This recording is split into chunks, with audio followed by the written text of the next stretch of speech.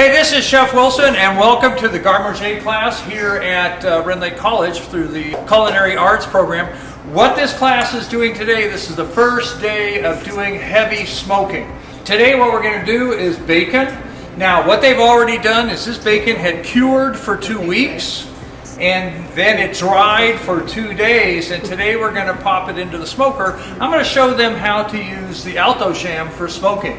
And then downstairs in the other kitchen, we have rillettes, which is another way of preserving meat, and we're getting ready to smoke trout for tomorrow. So let me kind of walk you through all of this. So you get to see the same lesson these guys get. Okay, so the Alto sham is our smoker, and the way that this works is I can control the cooking temperature, I can control the holding temperature, and I can control the smoke on doing this. So with the bacon, what we want to do, we want to leave it on the rack. Whoops. We want to leave it on the rack so the smoke goes all the way around. But first, what I've done, this is the smoking basket. In here I have apple wood that we have soaked for about 3 hours. We want to get a nice smoke on it. I like apple and cherry for smoking as opposed to hickory or mesquite, because hickory is just a little too fierce, it's a little too overpowering, and mesquite is a little too overpowering. So the other thing is with this one, small chips, you got to pay attention to them. They like to catch on fire. You don't want to do that.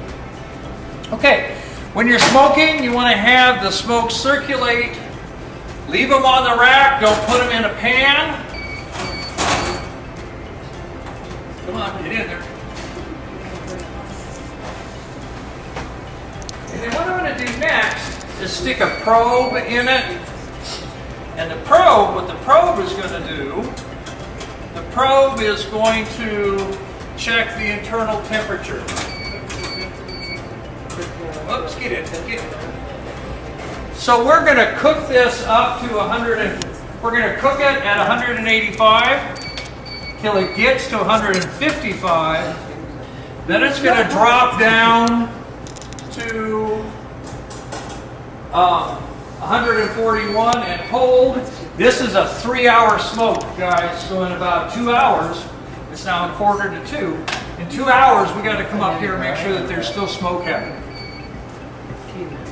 So once again, ladies and gentlemen, every time we're going to smoke, we need to make, this is a hot smoke. Remember with the salmon, we were doing a cold smoke. This is a hot smoke. So what we want to do here, you want to put in that firebox first.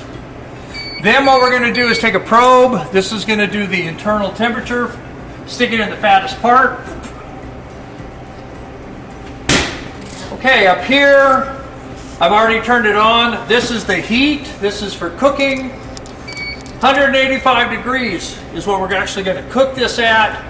Set the probe to 155. We're going to hold it at 141 after it cooks, and we're setting the smoke for 1.5 hours to start out with. Push this button, and off it goes. So let's go on downstairs and start working on the other projects. So what Carly is making is called rillettes. Now what she's going to do is take this pork butt, she's going to simmer it for a long period of time in a little bit of chicken stock. When it's cooked, we pull it out. It should be very soft. We're going to put this in a mixer.